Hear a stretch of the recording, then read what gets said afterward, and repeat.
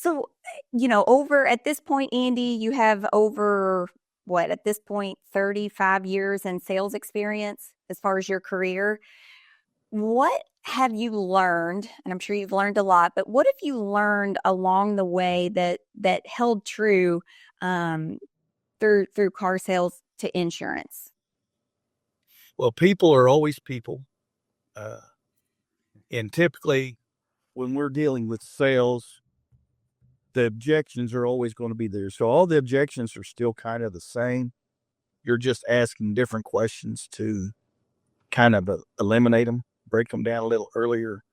Uh, but I've had people ask me like, "Oh, you're doing so good in the insurance. Why haven't you done this years and years ago?" And here's where I think God's got a plan for all of us. So everything I've done in the car business, I believe was His plan to lead me to where I'm at now. Absolutely. Well, and truly setting you up, because I love what you said. People are always people, right? And it is a people business. And, I believe and I know that you're really good at reading people and really great at connecting with people. And, because people gravitate towards you. So I know that that's something that you've learned definitely along the way that's helped you along your journey. Absolutely. Yeah, the sales has helped me there.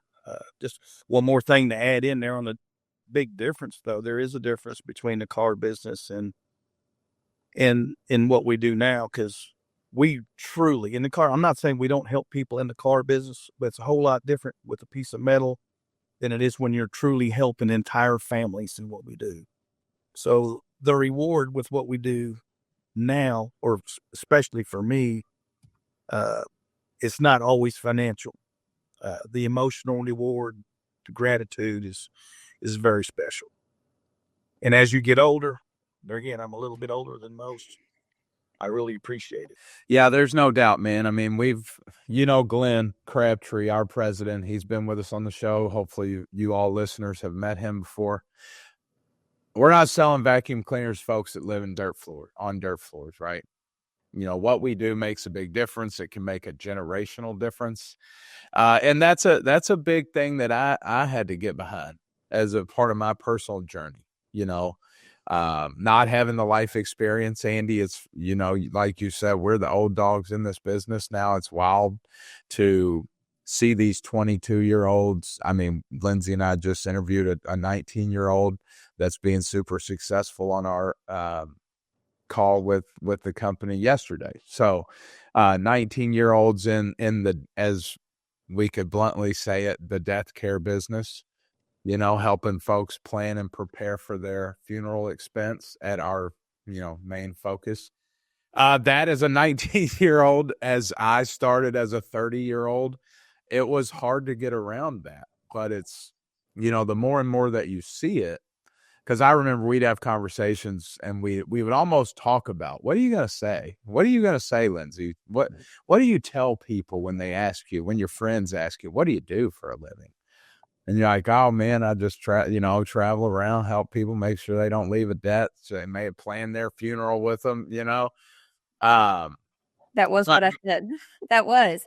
I mean, just keeping it simple. We help seniors. That's what we do. You connect with them, you help them, and they may not know that they need your help, right? But that's part of our job, is just to identify that need, because that's so important. We help procrastinators, but the people who's put this off forever and a day, and we help get their head out of the way so they can truly protect the family. Then you have the most gracious people in the world that you've helped. It is a very thank-filled job that we have. And a problem that everybody has. That's another thing I've loved about our business, is nobody can run from it, right? No. It is what it is, and we're glad to be able to help with that. So, Andy, let me ask you this: as your journey through this insurance business, you've been here since 2021. How do you constantly inspect the business and inspect what it is that you're doing along the way? Is that something you do daily, monthly, weekly? What does that look like for you? All of the above. It is all of the above. Basically when the average person looks in or we do our trainings, our trainings are normally centered around what our process is. And I mean, we can start right there. The process is more of a middle of the day or hour or two segment during the day, but that process has to be inspected from start to finish as well. Because if you're expecting an end result with an app, you're going to have to inspect or evaluate, look at the different steps through that process to get better, to get to that. You got to constantly try to get better. That's the part of the inspecting. What can I do to make each process better? So over time, I fell on my face a little bit when I first started, but tweaking things here or there is really, really helped me in my process there. But when you're talking about everywhere else, well, like I say, that's just a part of the process. Okay.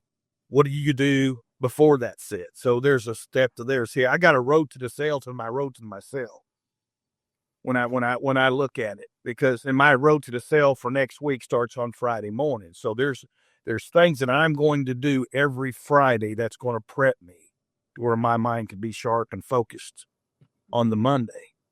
And as I've gone through, my roles have kind of changed a little bit. So my road to the sales, I've got a few more. And so if I don't have something organized and set out to where I'm inspecting, the end result can seem so far away. You can't even get to it if you don't have a path to get to it. And that's why they inspect, what you expect. If you expect to be somewhere and you don't have a roadmap to get there, you're not going to get there. I've tried it. It does not work. So, and there again, life in general, everybody's got a little road to the sale. They just don't realize they're using it. If they're successful, they're using some form of it.